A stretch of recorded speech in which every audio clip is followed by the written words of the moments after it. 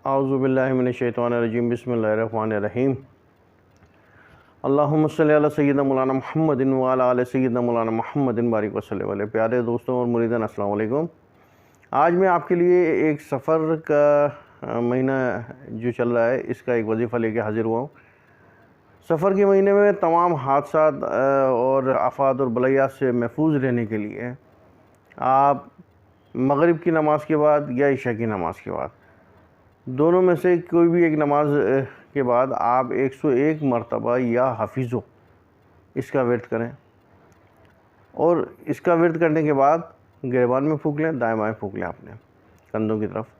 तो इंशाअल्लाह ताला इस वजीफ़े की बरकत से, इस अल्लाह ताला के या हफीज़ो लफ्ज़ की इस्म की बरकत से अल्लाह ताला आपकी तमाम आफ़ात व बलैयात से और हादसात से और तमाम आने वाली परेशानियों से अल्लाह ताला आपकी हिफाजत फरमाएंगे।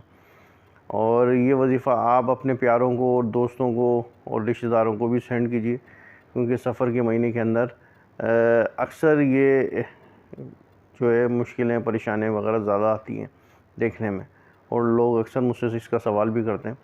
तो इसको आगे शेयर करते रहिए और चैनल को सब्सक्राइब कर लीजिए। शुक्रिया, जज़ाकल्लाह।